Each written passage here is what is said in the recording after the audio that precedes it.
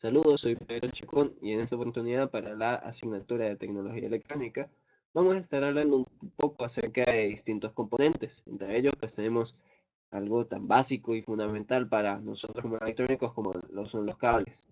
Entonces, cabe destacar que bueno, si bien un cable es un componente que nos permite la comunicación, sabemos que pueden estar creados o bueno, están compuestos por un componente, un aislante,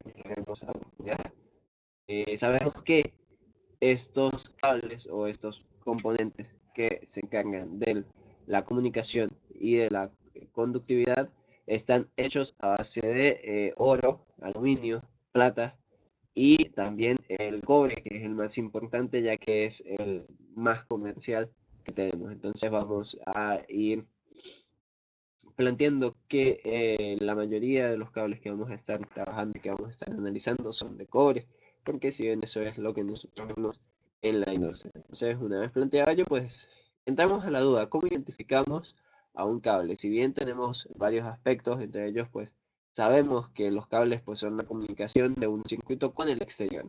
Me refiero con esto a que son aquellos que toman la electricidad que proviene bien sea un toma de corriente o de alguna otra fuente de voltaje o de corriente y se la suministra, le suministra esa potencia al circuito para que el circuito funcione.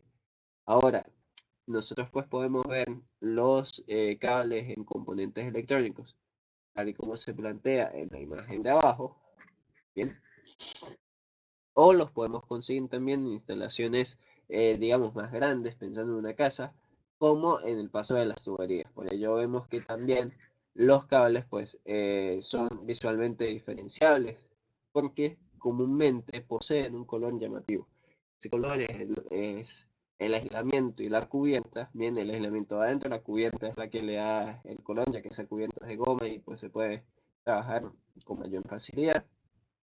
Y una vez definido eso, pues nosotros podemos identificar si dentro de nuestro circuito este es un cable. Ahora, una vez identificado, pues necesitamos conocer el estado del cable. Para ello, hay un método que es el más común, que es utilizar un polímetro. En este caso, ese polímetro, ¿no? Esa información viene en base a una universidad eh, de México, por ello lo llaman polímetro, que tiene una posición para comprobar la continuidad mediante un zumbador, pero los electricistas suelen armar un comprobador en serie para esta función, que es más sencillo y barato que un polímetro. Si bien nosotros con el multímetro, que es como nosotros lo llamamos, sabemos que tenemos una sección de continuidad y donde nuestras ondas van a ser nuestras puntas de prueba, las podemos colocar en los extremos de un cable y el zumbador nos indicará mediante un sonido si el cable se encuentra en buen estado o no se encuentra en buen estado. Cuando profundizamos un poquito lo que es este comprobador en serie, podemos ver este circuito con una fuente de voltaje de corriente, que nosotros vamos a alimentar una fuente de voltaje, vamos a alimentar una carga, en este caso un bombillo, y pues uno de los extremos va a estar conectado directamente y el otro va a estar conectado o van a estar separados por dos caimanes. Si uno de estos caimanes, pues voy a tener luz en la bombilla. Y pues eso precisamente es lo que nosotros usamos para probar los cables. Conectamos los cables extremo con extremo de los caimanes y si hay continuidad va a encender el bombillo. Si no hay continuidad, pues sabemos que nuestro cable o nuestro componente que se está probando se encuentra en un estado defectuoso. Ahora, ¿cuáles son las características técnicas de un cable? Tenemos tres particulares, bien, que se encuentran allí eh, indirectamente en la tabla. Bien, esta tabla es una tabla de valores, digamos, característicos de cables con valores comerciales en cuanto a tamaño. Vamos a ver. Lo primero es la tensión asignada. La tensión asignada sencillamente es el valor máximo de voltaje que yo o que el cable va a poder soportar. En este caso, pues, con la idea nosotros y con la potencia, pues nosotros podemos ver esa intensidad máxima o esa tensión representada como la intensidad máxima, bien, no en voltaje, sino en corriente. Una vez que se supera la corriente del cable, pues el cable comienza a perder vida útil y dependiendo del tiempo de exposición ante ese nivel de intensidad, pues puede llegar a inutilizarse por completo. Bien. La sección del conductor viene siendo lo que en tabla está como sección del cable, es ese valor representado en milímetros cuadrados, y pues hace referencia a digamos, la superficie o el tamaño que va a usar el cable. En este caso, pues, dicho cálculo se saca con la longitud del cable y pues su diámetro. Y el tipo de agrupamiento de los cables. Nosotros podemos tener cables unipolares, que son cables individuales o singulares, y tenemos cables multiconductores, también llamados mangueras, que es cuando vemos múltiples cables juntos en un solo cable, bien formando uno solo.